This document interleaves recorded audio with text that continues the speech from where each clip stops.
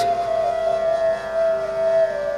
આપણે તો એક જ નિયમ છે કે દીકરીને 7 પ્રતિજ્ઞા લેવાની હોય, કન્યાને 7 પ્રતિજ્ઞા લેવાની હોય. નહીં, કન્યાને એકને નહીં, વરાજાને અને કન્યાને બેવને 7 પ્રતિજ્ઞાઓ લેવાની હોય છે. બેયને 7 પ્રતિજ્ઞા. ત્યારબાદ કંસાર પીરસવામાં આવે છે. કેટલો સરસ મજાનો કંસાર બનાવ્યો હોય. પેલી વાત તો મને એ કહો માતાઓ કે મંડપની અંદર આ કંસાર ખાવાનું હોય કે ન ખાવાનો હોય? ખાવાનો હોય એટલા કેટલા લોકો હાથ ઊંચો કરો? ચાલો,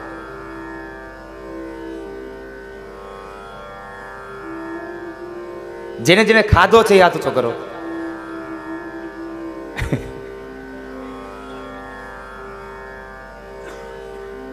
નો ખાવાનો હોય એટલા કેટલા લોકો? આ કંસારને ખવાય નહીં મંડપમાં. જે લોકો આવું માને છે એટલા હાથ ઊંચો કરો. ચાલો, કંસાર ન જમાય.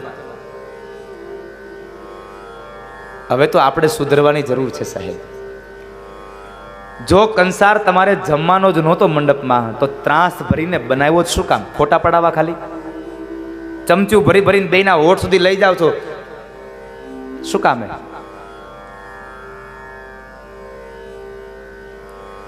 અમુક અમુક પદ્ધતિઓ, એમાં જો ગોરદાદા કીધું હોય ને કે બે થોડું થોડું ખવડાવો કંસાર, ત્યાં તો માંડવામાંથી બેનો તરત કે ખવાય નહીં, હો તરત જ આવે, ખવાય નહીં. અરે ખાવાનો નથી તો બનાવ્યો શું કામ? એને એ કંસાર બનાવીને ત્યાં વાત જાહેર કરી છે. અગ્નિની સાક્ષીએ, આપણા પરિવારના સભ્યોની સાક્ષીએ આ બેવે ત્યાં વચન લીધા છે કે અમે બેવ એકબીજાને ખવડાવીશું. નકર ચમચી ભરીને પોતે ન ખાઈ લે, ત્યાં એની જીભે રાખીને ફોટો ન પડાવાય. નહીં, પણ પતિ છે એ પોતાની પત્નીના મુખે રાખે અને પત્ની પોતાના પતિના મુખે રાખીને ફોટો પડાવે છે. અને જાહેર કર્યું, સાબિત કર્યું કે અમે બેવ એકબીજાને જમાડીને જમશું. તો હવે આ કંસાર ખાવાનો નહોતો તો બનાવ્યો શું કામ સાહેબ? કેટલી અંધશ્રદ્ધાઓ, કેટલા કુરિવાજો જીવનમાં અને આપણા સંસારમાંથી અંધશ્રદ્ધા અને કુરિવાજોને ડામજો સાહેબ, એને નાશ કરજો. કારણ કે કેટલી અંધશ્રદ્ધાઓ, કેટલાય કુરિવાજો, કેટલાય લોકોના જીવનને બરબાદ કરી દે છે. માટે અંધશ્રદ્ધામાં ન જાશો.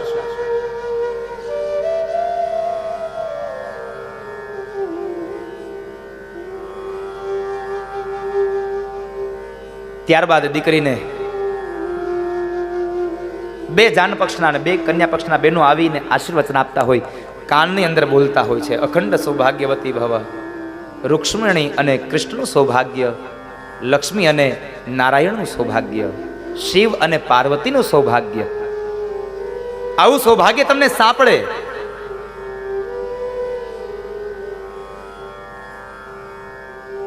ત્યારબાદ દીકરી જ્યારે વિદાય થવાની હોય એટલે ઘરમાં આવીને બેઠી હોય સાહેબ. પણ આપણા હિન્દુ શાસ્ત્રમાં એક રિવાજ છે કે જ્યારે દીકરી વિદાય થાય ને ત્યાર પહેલા એને બાજુના ઘરે કન્યા પક્ષના જાન પક્ષના 5 વડીલ બહેનો એને લઈ જતા હોય છે. 5 વડીલ બહેનો એમને લઈ જતા હોય છે. શા માટે? અને એ વિધિનું નામ શું છે? એ વિધિનું નામ શું છે બહેનો?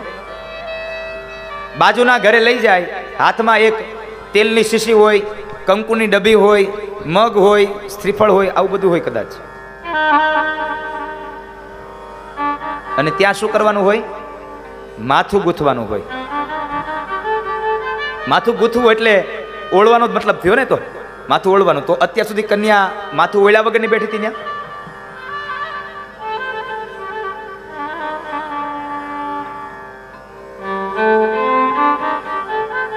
અત્યાર સુધી શું કન્યા એ માથું ઓળ્યા વગરની ત્યાં બેઠી હતી?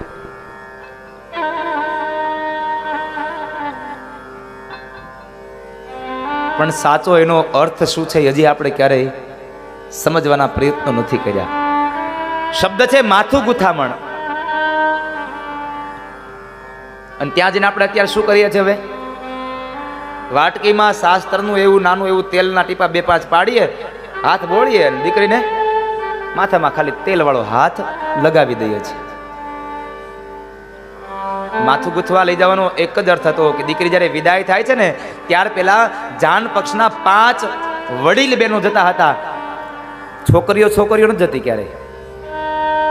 જો માથું જ ખાલી ઓળવાનું હોય તો દીકરીઓને જવું જોઈએ, પણ નહીં, અહીંયા 5 વડીલ માતાઓ ગઈ છે.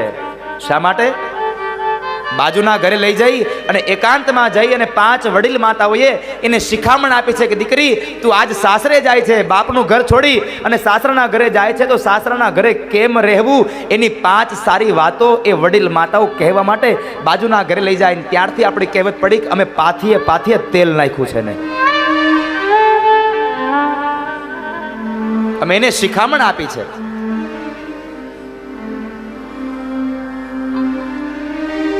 પદ્ધતિઓ બધી આપણને યાદ છે, પણ એનો ઉપયોગ શું છે એ આપણને ખબર નથી સાહેબ.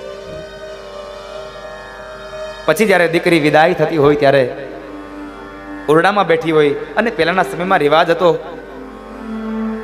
લાજ કાઢી અને ઘૂમટો તાણી અને મંડપમાં બેસવાનું. વળી પાછું એમનેમ નહીં, 2 હાથથી લાજના 2 છેડાને પકડવાના. સાડીના 2 છેડાઓને પકડી અને દીકરી મંડપમાં બેસતી.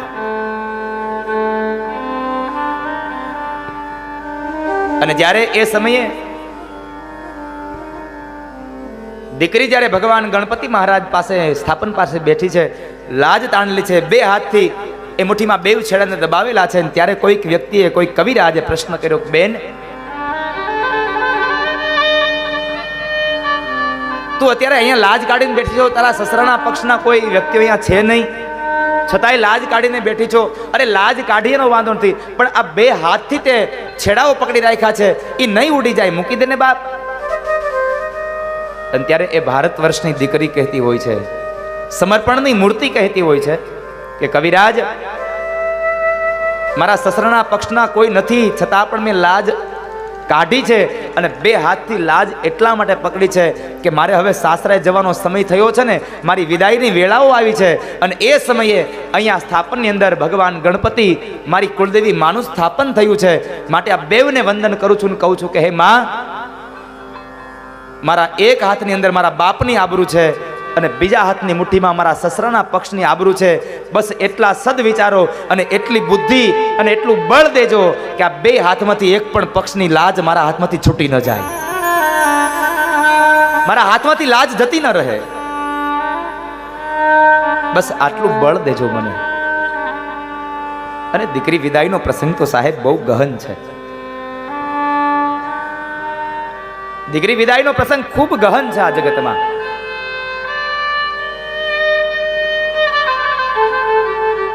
અને એ ભારત વર્ષની દીકરી એમ કહે છે, કવિરાજ તમે એમ કહો છો કે મારા સાસરા પક્ષના કોઈ વડીલ નથી, છતાં મેં લાજ કાઢી છે, તો લાજ એટલા માટે કાઢી છે કે મારો જવાનો સમય આવ્યો ને એટલે મેં મારી આંખોની આગળ પડદો શા માટે કર્યો? એટલા માટે કે જ્યારે હું જતી હોઉં ત્યારે જતા જતા પણ મારી ખરાબ નજર, મારી કુડી નજર મારા બાપની, મારા ભાઈની સંપત્તિ ઉપર પડી ન જાય ને, એટલા માટે મેં મારી આંખોની આડો પડદો કરી દીધો છે, મારી ખરાબ નજર પડી ન જાય. આ સમર્પણની મૂર્તિ છે, ત્યાગની મૂર્તિ છે. જેને જેને દીકરીઓને વિદાય કરી છે એને પૂછજો કે દીકરી વિદાયનો પ્રસંગ શું છે.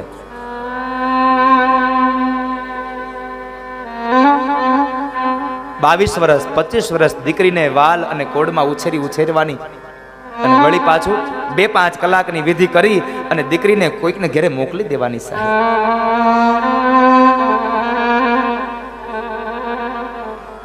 સમર્પણની મૂર્તિ એટલે દીકરી અને ત્યાગનું પ્રતીક એટલે આ જગતનો બાપ છે સાહેબ.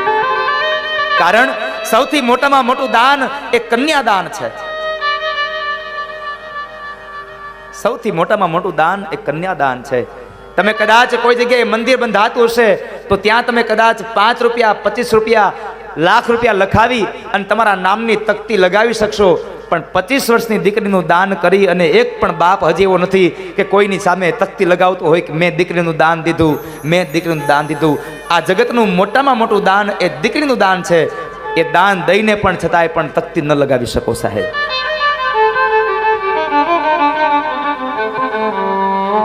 એ ત્યાગની મૂર્તિ એટલે એ બાપ છે અને સમર્પણની મૂર્તિ એટલે દીકરી છે.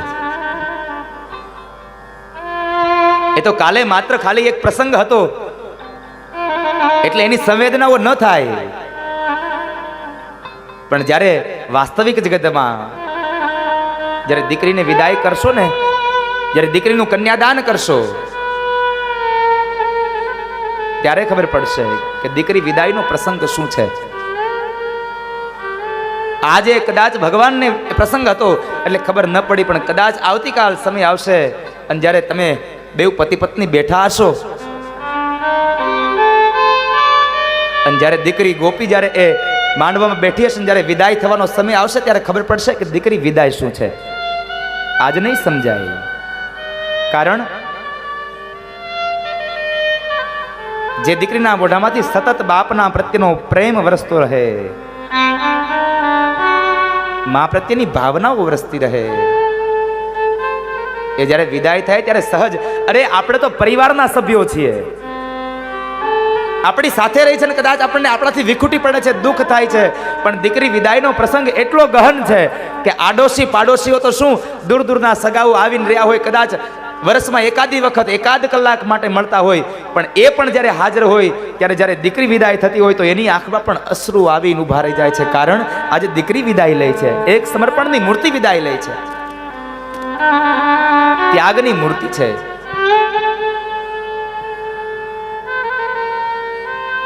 દીકરી ઘરમાંથી નીકળે અને ઉમરામાં પહોંચે એટલે આપણા ગામડાના એ બહેનો ત્રાસની અંદર કંકુને ઘોળીને લાવ્યા હોય છે. એ કંકુને ઘોળી અને લાવ્યા હોય, દીકરી બહાર નીકળે એટલે બે હાથના આંગળાઓના નિશાન એ પોતાના બાપની દિવાલ ઉપર દઈને જાય છે. આપણે એમ કહીએ છીએ કે અમે દીકરીના થાપા લીધા છે, પણ નહીં, મારી વ્યાસપીઠ એમ કહે છે કે દીકરીના થાપા લીધા નથી, એ દીકરીએ તમને થાપા આપ્યા છે બાપ. કારણ તમે નાની એવી જગ્યા લ્યો ને તો દસ્તાવેજ કરાવો છો, દસ્તાવેજમાં એક એક અંગૂઠાના નિશાન લ્યો છો કે હવે આ જગ્યા મારી છે, આ મારી નથી. ત્યારે આ ભારત વર્ષની દીકરી એક અંગૂઠાનું નહીં 10 આંગળાઓના નિશાન દઈને બાપને કહે છે, બાપ હું આ 10 આંગળાના નિશાન દઈને જાઉં છું કે આજ પછી તમારી સંપદામાં અને તમારે ફળિયાની ધૂળમાં પણ મારો હક હવે નથી. આ સમર્પણની મૂર્તિ છે સાહેબ, ત્યાગની મૂર્તિ છે, બધું છોડીને જતી રહે છે.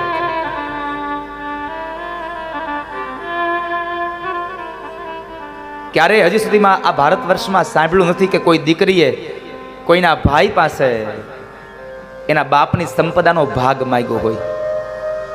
એને સંપદાની ભૂખ નથી સાહેબ, એને તમારા પ્રેમની, તમારી હૂંફની, તમારા વાત્સલ્યની ભૂખ છે. એ સમર્પણની મૂર્તિ છે, ત્યાગની મૂર્તિ છે. દીકરી આંગણામાંથી ઘરમાંથી નીકળે, મંડપમાં આવે, મંડપને ચારો દિશાથી વધાવી લે અને એ સમયે જ્યારે દીકરી મંડપમાંથી નીચે ઉતરે ને ત્યારે પરિવારના દરેક સભ્યો લાઈનમાં ઊભા હોય અને સૌથી પહેલો દીકરીનો બાપ ઊભો હોય. મેં મારા આટલા વર્ષોમાં મેં જેટલી પણ વિધિઓ કરાવી ત્યાં જોયું છે હિતેશભાઈ, આ જગતનો એક પણ બાપ એવો નથી કે દીકરીના વિદાય સમયે ન રેડ્યો હોય. કદાચ બની શકે કે કંધોતર જેવો દીકરો મૃત્યુ પામે અને ભોં પથારીએ પડ્યો હોય તો એ દીકરો મૃત્યુ પામ્યો હોય તો એ દીકરાનો બાપ કઠણ હૃદયનો કઠણ થઈ જાય, આંખમાં અશ્રુ ન આવવા દે. પણ આ ભારત વર્ષનો એક પણ બાપ એવો નથી કે જ્યારે એની 25 વર્ષની દીકરી એનાથી વિદાય થતી હોય ને રેડ્યો ન હોય, એની આંખમાં અશ્રુની ધારાઓ વહી જાય. કારણ આજ મારું હેત જઈ રહ્યું છે, આજ મારો વિહામો જઈ રહ્યો છે. આંખમાંથી અશ્રુની ધારા સાથે એ બાપ રડતો હોય.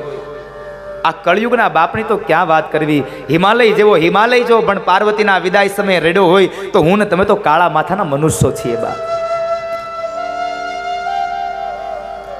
હિમાલય જેવો હિમાલય રડે છે.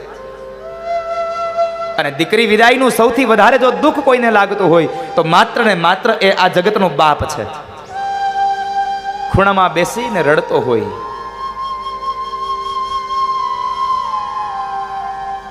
કંધોતર જેવા દીકરાના મરણ પ્રસંગે ન રડેલો બાપ દીકરીના વિદાય પ્રસંગે રડી જાય છે.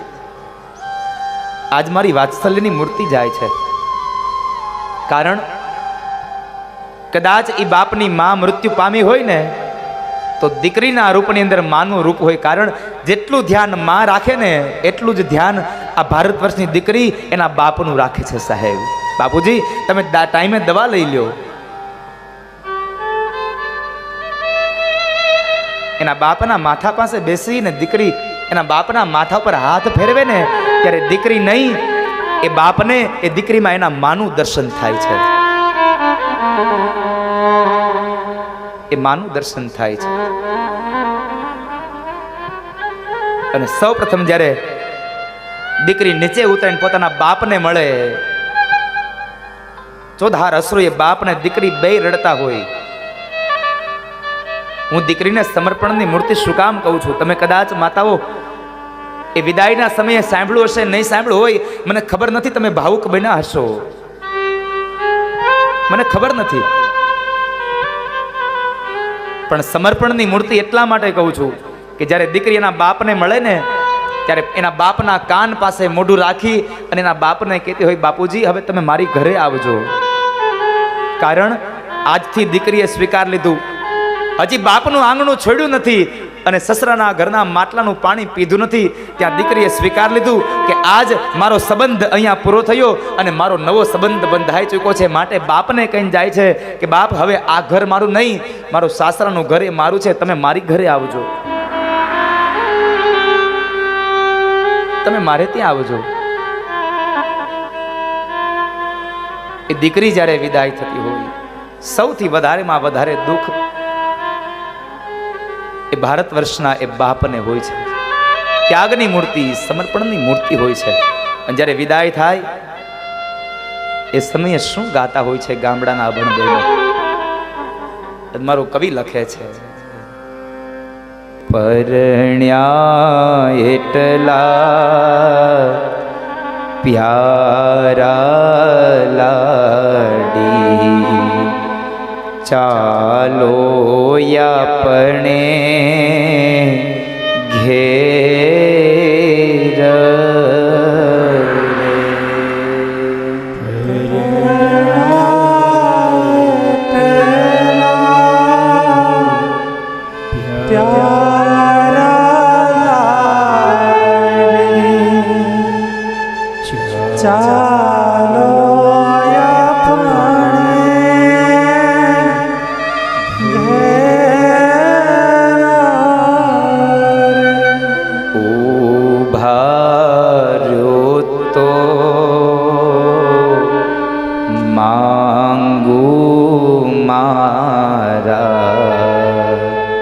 દાદા પાસે શીખ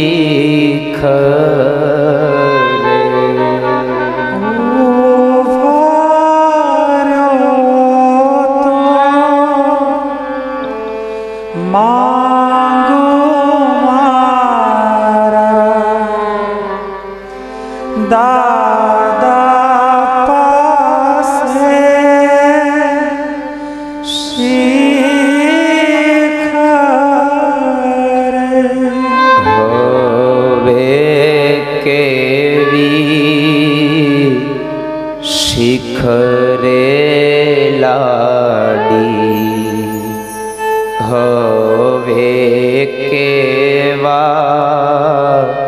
બોલ રે,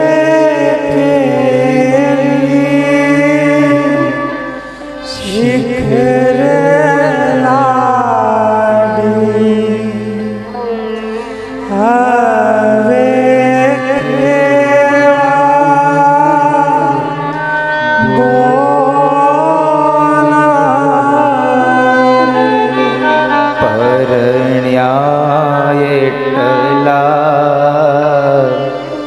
પ્યારા લાડી, ચાલો આપણે ઘેર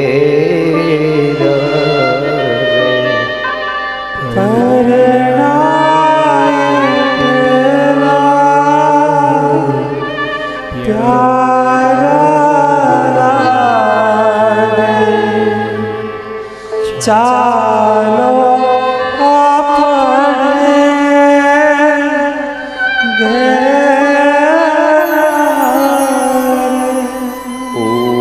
ભાર્યો તો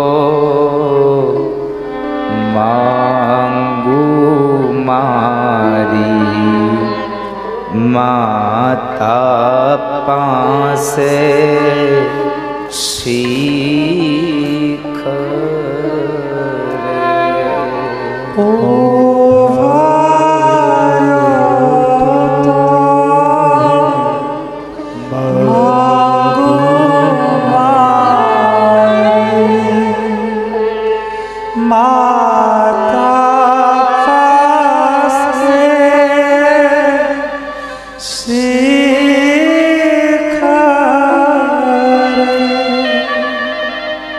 ગામડાના ભણ બહેનો કહે છે કે હવે શું શીખ લેશો બેન, પરિણા ચાલો હવે આપણા સાસરે જઈએ.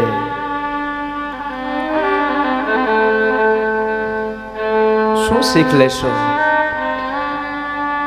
પણ સાહેબ, દીકરી વિદાયનો પ્રસંગ ખૂબ ગહન છે. કારણ 25 વર્ષ 22 વર્ષ જે દીકરીને લાડકોડથી ઉછેરીને મોટી કરી અને કોઈકના હાથમાં આપી દેવાની છે.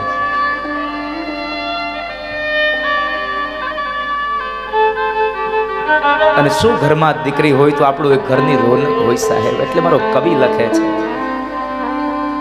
દીકરી મારી લાડકવાઈ લક્ષ્મીનો અવતાર, એ સુવે તો રાત પડે ને જાગે તો સવાર. દીકરી